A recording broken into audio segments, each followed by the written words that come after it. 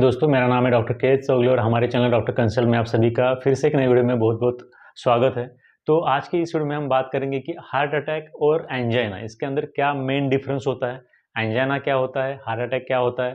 तो बहुत से लोग इसमें कन्फ्यूज़ हो जाते हैं। से लोग या बहुत से पेशेंट्स ऐसे होते हैं कि जिनको चेस्ट पेन होने के बाद उनको लगता है कि मुझे भी हार्ट अटैक हो रहा है।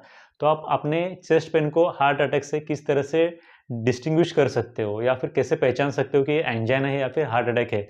इसके बारे में आज हम इस वीडियो में आगे बात करने वाले हैं। तो सबसे पहले बात करते हैं कि एंजाइना क्या होता है। तो एंजाइना का मतलब होता है कि दिल की जो भी ब्लड वेसल्स होते हैं, जैसे कि आप इस वक्त यहाँ पे देख सकते हो, तो इन ब्लड वेसल्स में कभी भी कोई भी अगर ऑब्स्ट्रक्शन बन जाए, तो ये जो ऑब्स्ट्रक्शन है वो मोस्टली जो जिन भी पेशेंट में कोलेस्ट्रॉल ज़्यादा बढ़ा हुआ रहता है या फिर किसी पेशेंट में अगर रेप्चर्ड प्लैक है ब्लड का कोई क्लॉट बन गया है, तो उसकी वजह से ब्लड वेसल्स ऑब्स्ट्रक्ट हो जाती है। और ऑब्स्ट्रक्ट होने के बाद क्या होता है कि उस ब्लड वेसल में जो फ्लो होने वाला ब्लड है वो आगे ठीक तरह से पहुंच नहीं पाता। कार्डियम ऐसे बोलते हैं, उन मसल्स को ठीक से ब्लड मतलब कि खून और ऑक्सीजन नहीं पहुंचता है। इसके वजह से उस पेशेंट को सीने में दर्द होने लगता है। तो ओवरऑल इस सब कंडीशन को हम एंजाइना से बोलते हैं। तो इसके बाद हम कैसे पहचानें कि एंजाइना में और हार्ट अटैक में क्या फ़र्क होता है।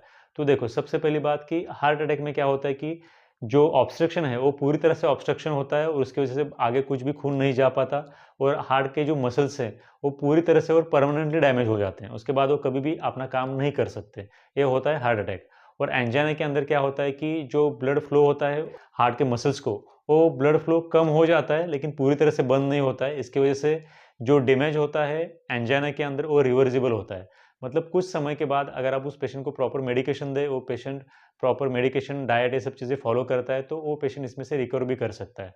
मतलब एंजाइना जो है वो काफ़ी हद तक रिवर्सिबल होता है, मोस्टली पूरी तरह से रिवर्सिबल होता है। और जो हार्ट अटैक है उसके अंदर जो हार्ट के सेल्स को डैमेज होता है वो रिवर्सिबल नहीं होता। इसको अगर हम आम भाषा में समझे तो एंजाइना की वजह से जो दिल का प्रॉब्लम होता है वो फिर से हम ठीक कर सकते हैं। जो हार्ट के मसल्स को डैमेज होता है वो हम फिर से ठीक कर सकते हैं। लेकिन हार्ट अटैक में क्या होता है कि दिल के जो मसल्स होते हैं उनको जो भी डैमेज होता है उसको हम फिर से ठीक नहीं कर सकते हैं।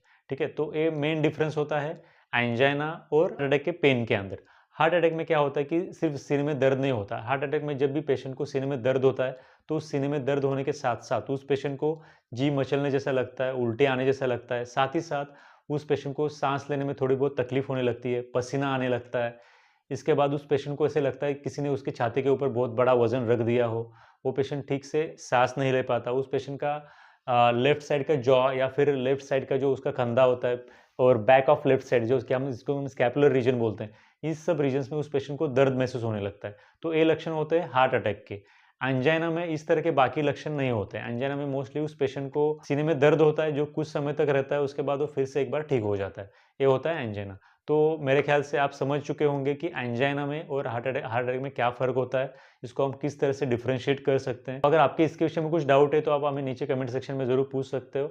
और अगले वीडियो में हम बात करेंगे कि एंजाइना के क्या-क्या टाइप्स होते हैं और उसमें से कौन-सा खतरनाक होता है और उसमें से कौन-सा कम खतरनाक होता है, इसके बारे में। So thanks for watching this video till then. Thank you very much.